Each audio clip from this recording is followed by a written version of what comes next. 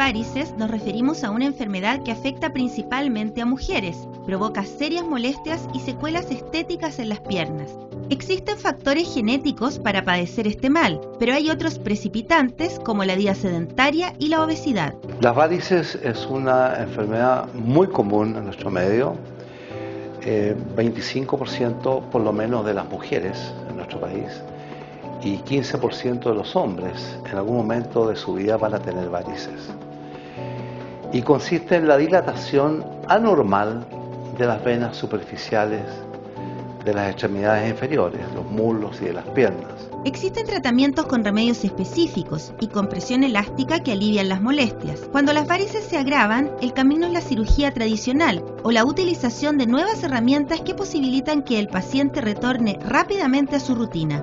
La técnica tradicional que existe es la cirugía tradicional, que todavía está vigente y se usa en todas partes. O sea, es una buena técnica, tal vez un poquito invasiva, ya que se hacen incisiones y se extrae la vena hacia afuera. Desde hace unos 10 años está disponible en todo el mundo la técnica con endoláser y con radiofrecuencia. Son técnicas que utilizan el calor producido por el láser o la radiofrecuencia para sellar por dentro la vena. Hemos invitado al doctor Alejandro Cabrera. Bienvenido, Alejandro. Hola, doctor, ¿cómo está? A objeto de que él nos hable un poco de las varices. El doctor Cabrera estudió en la Universidad de Chile y posteriormente hizo su beca de cirugía en la Universidad Católica. Estuvo en Boston. Es miembro titular de la Sociedad de Cirujanos de Chile, miembro del American College of Phlebología y miembro francesa de Phlebología. ¿Cómo es la circulación sanguínea? Así es. Bueno, esa es una pregunta muy interesante y frecuente. Nuestra circulación se da porque existe una bomba, que es el corazón. Esta bomba permite enviar la sangre a los distintos tejidos a través de las arterias. Decimos como cañerías o tuberías de ida.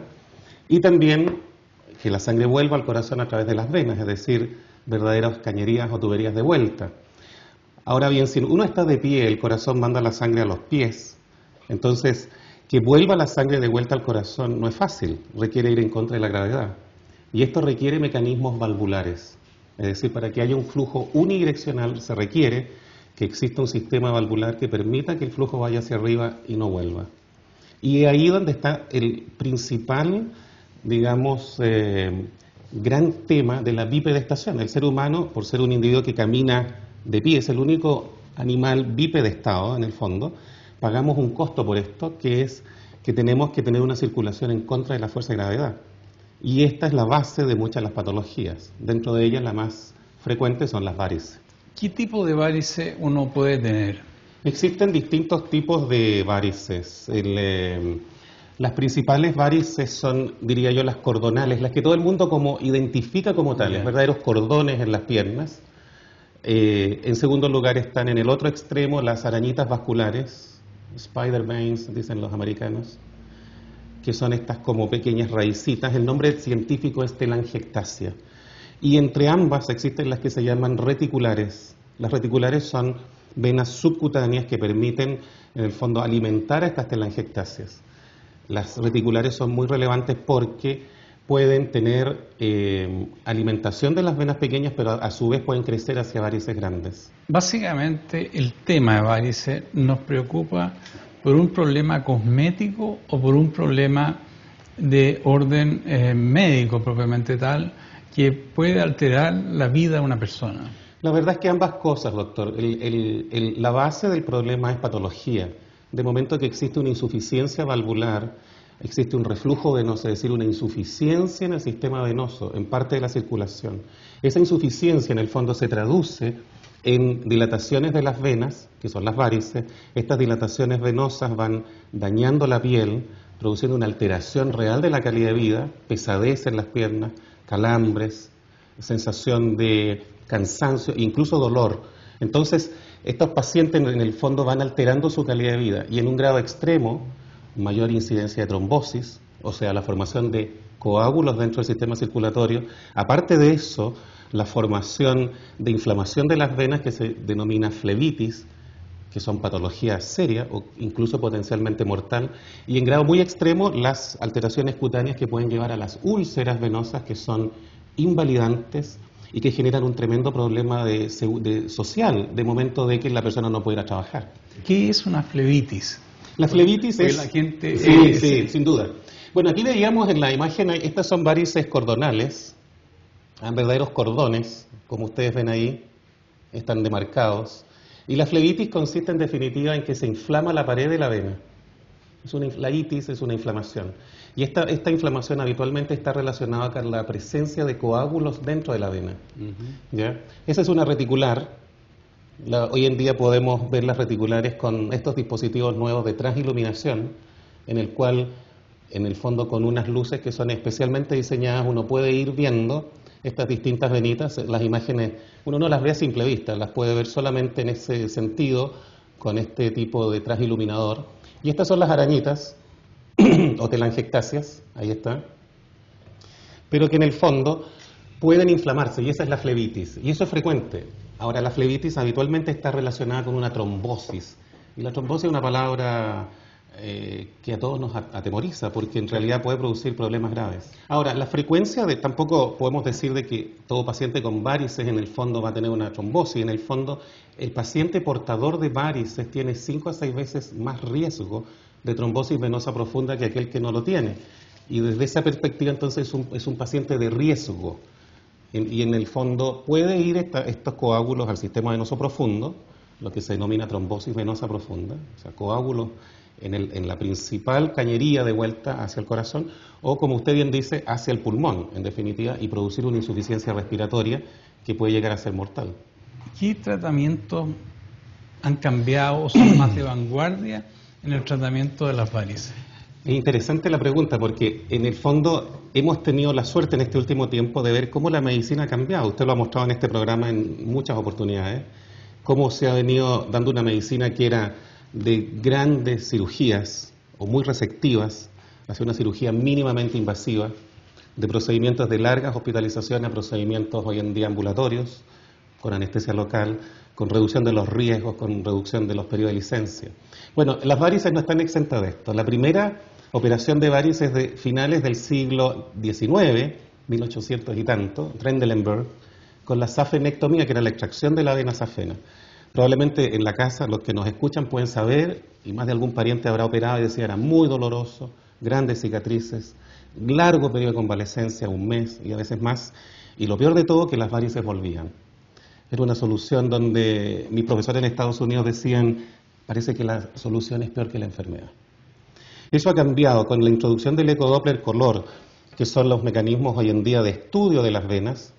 Se ha podido establecer los puntos de falla precisos, donde están, como vemos en la imagen, el ecodoppler es, en el fondo, el instrumento, diría yo, el estetoscopio del flebólogo. Como el estetoscopio es del cardiólogo, nuestro estetoscopio es el ecodoppler. Permite establecer los puntos de falla. Si sabemos los puntos de falla, entonces los tratamientos van a esos puntos. Hacemos un verdadero mapa de la circulación hoy en día, que es este que aparece acá. En este mapa, que es un diagrama, es la nueva forma de expresar los exámenes. Ya no se expresan con grandes fotografías, sino esquemáticamente. Podemos establecer los puntos precisos de falla, y si sabemos los puntos de falla, entonces el tratamiento es inteligente. Los tratamientos nuevos han reemplazado totalmente la cirugía, son 2, el endoláser y la flebitomía ambulatoria. El endoláser consiste en que con una fibra óptica nos introducimos en la vena safena, esto todo guiado por eco desde afuera, llegamos al punto de falla y sellamos en forma precisa el punto de falla de la circulación. Hoy día yo he hecho 2 casos de endoláser y los pacientes se vienen, se hacen su procedimiento totalmente despierto y se van a su casa.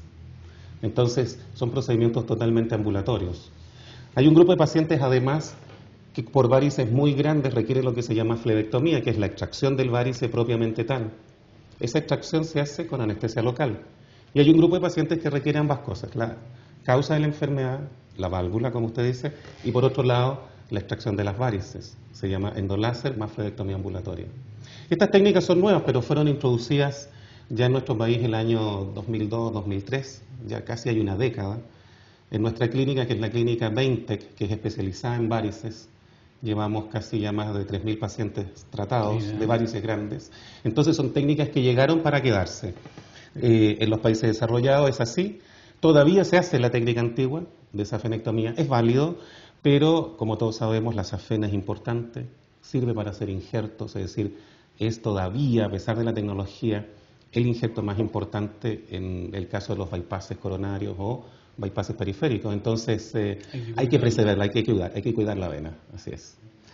¿El tratamiento con láser cómo es básicamente? El tratamiento con láser es realmente partió por ahí por el año 99, en que cuando se empezó a decir de que podíamos mapear la circulación y ver los puntos de falla en forma muy precisa, entonces empezaron a haber alternativas de cómo llegar a estos puntos precisos de falla, que se transmite a través de la fibra óptica, como se alcanza a ver en la imagen, y que es aportado por un equipo especial que tiene una fuente de poder energética y es transmitida a un aparato de mano, en este caso, como se ve en la imagen, con transdérmico, es decir, a través de la piel, o bien, en este otro caso, como se alcanza a ver, hay introducido un catéter dentro de la pierna de la persona.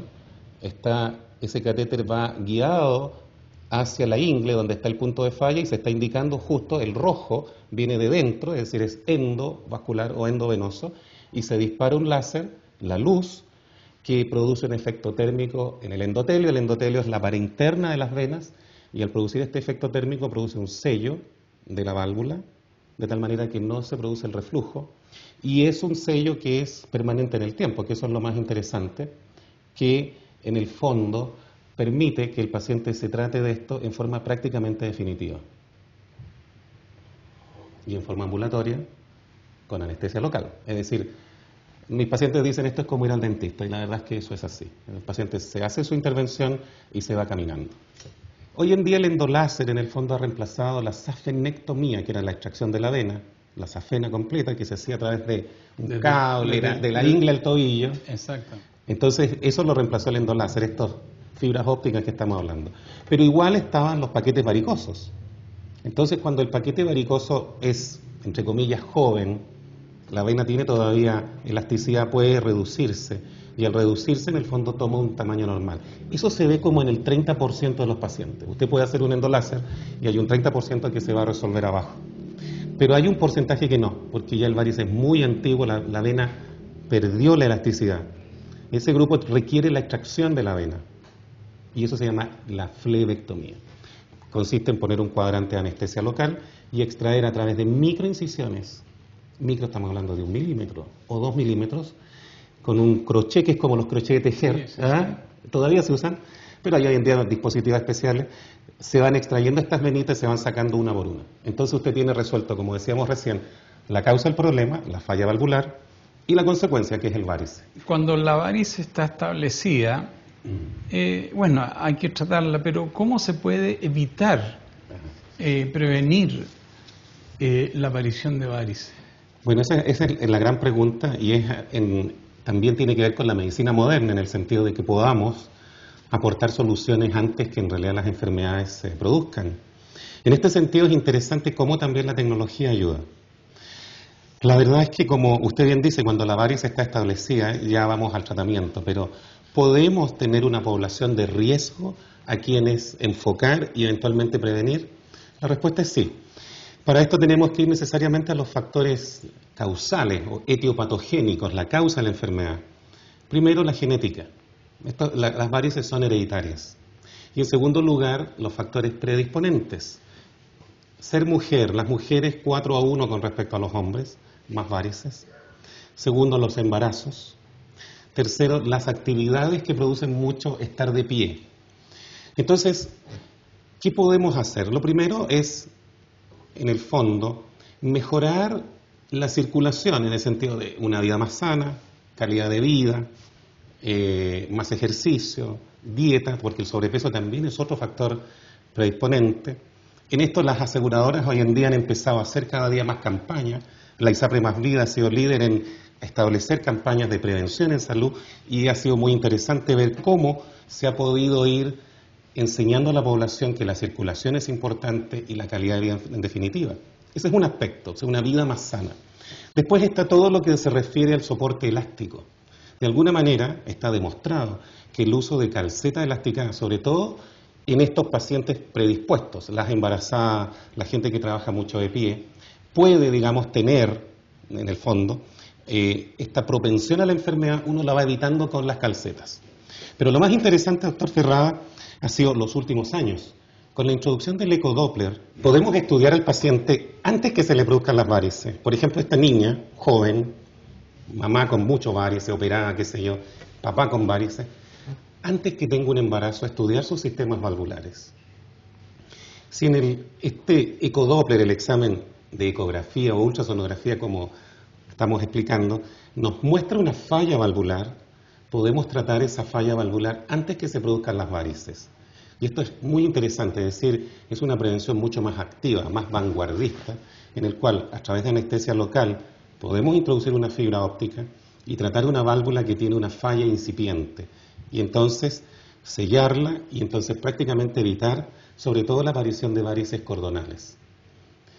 Y por último, señalando un poco, como este es un programa de vanguardia, lo que se está estudiando hoy en día en los principales centros es la terapia genética, en definitiva biomolecular, es decir, que podamos establecer un patrón de riesgo biomolecular a través de biomarcadores que permitan establecer, esta es la población que va a tener o que tiene los genes que en el fondo son productores de la enfermedad y en el fondo poder modular esto a través de medicamentos que van a inhibir la producción de la falla de la pared venosa. Pero eso ya son para unos años más. El ejercicio en sí, ¿en alguna favorece la prevención de las varices? El ejercicio tiene dos áreas, por una parte, dos facetas. Por una parte hay una faceta circulatoria en el cual, como explicábamos al principio, cuando la sangre, el corazón bombea a los pies, la sangre por las arterias, tiene que devolverse en contra de la gravedad. Y esto requiere lo que los antiguos llamaban la bomba periférica, que son los músculos, que de alguna manera la actividad muscular, la contracción muscular, va a permitir empujar la sangre hacia arriba de vuelta. En ese contexto el ejercicio es bueno, es decir, el ejercicio especialmente aeróbico, es decir, poco esfuerzo y prolongado en el tiempo, que en el fondo bicicleta, trotar, nadar, etcétera, son actividades que van a mejorar el retorno venoso. Pero por otra parte, cuando hay puntos de insuficiencia, es decir, válvulas insuficientes y hay mucho desarrollo muscular, estas válvulas se dilatan más todavía, entonces en ese contexto es contraproducente. Nosotros hemos atendido muchos pacientes de alta competición, por ejemplo, ciclistas, me recuerdo, tenistas o algunas personas que hacen mucha gimnasia y que son profesionales, digamos, y que van dilatando una varice cada vez más en la medida que va haciendo más ejercicio, porque obviamente el músculo bombea más sangre también en sentido retrógrado. Así es que, en resumen, el ejercicio es bueno desde el punto de vista de la prevención, pero si una persona tiene instaladas las varices puede hacer que éstas se noten más y crezcan incluso más. Hay que tratarse. ¿Cómo puedes tú distinguir la úlcera varicosa de una úlcera por otro motivo en el tobillo? Bueno, ahí hoy en día, y prácticamente está dentro de la semiología, que es lo que los médicos estudiamos, que es la forma de examinar los pacientes, hay características clínicas que hacen que una úlcera sea venosa o arterial. Normalmente las úlceras venosas están en el aspecto o cara medial de las piernas, hacia el tobillo, y en general no duelen.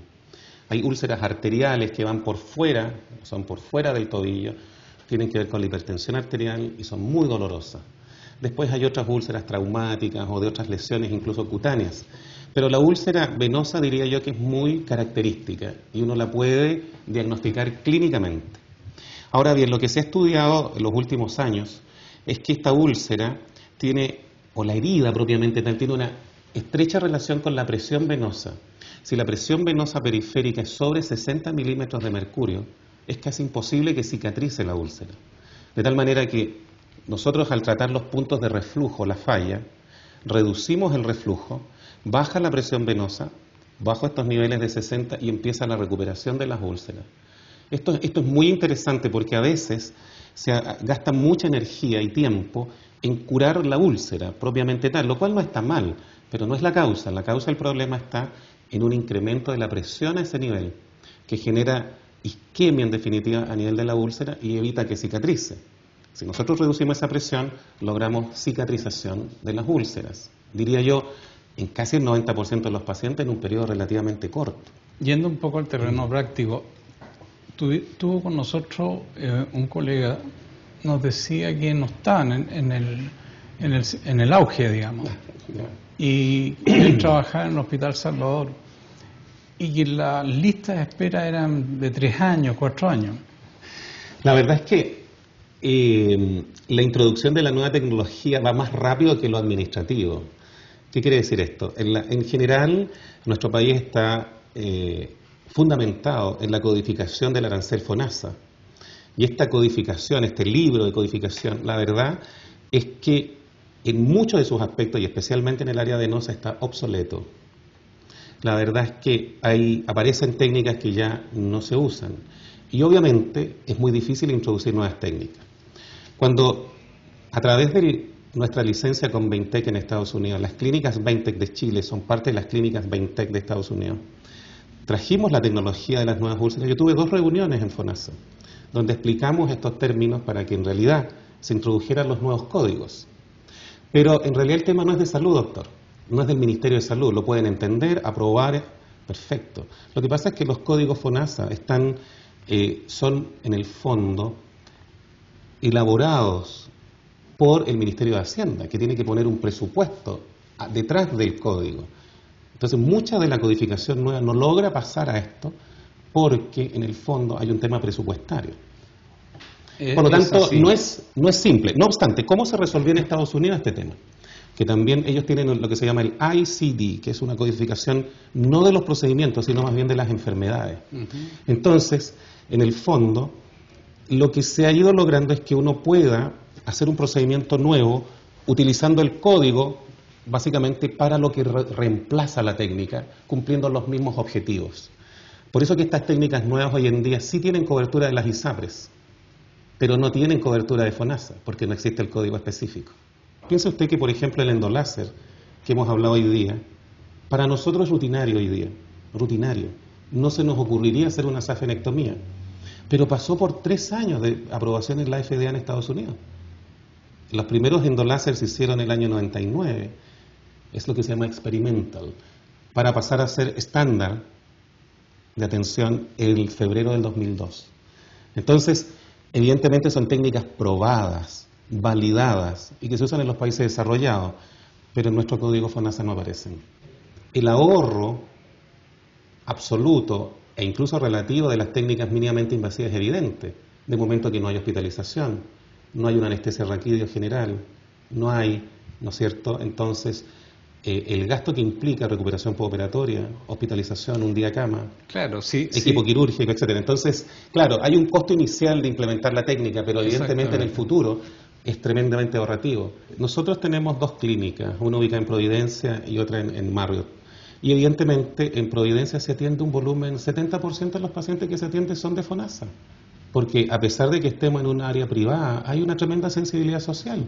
A las personas tienen precios especiales, tienen facilidades de pago, y como le digo, el 70% de los pacientes son de FONASA y lo más bien que costean sus tratamientos.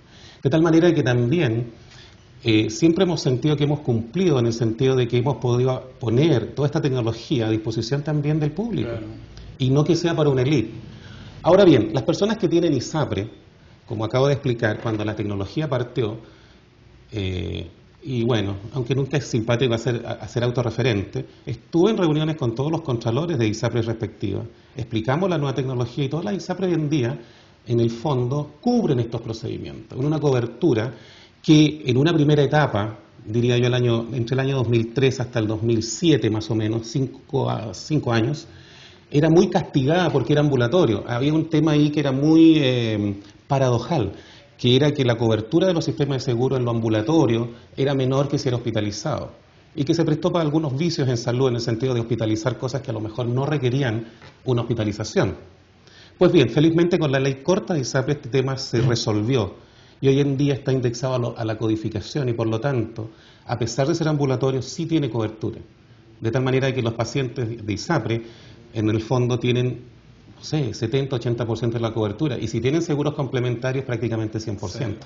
Alejandro, te queremos agradecer tu presencia y tu aporte al público que nos ve, como también a muchos colegas que nos siguen.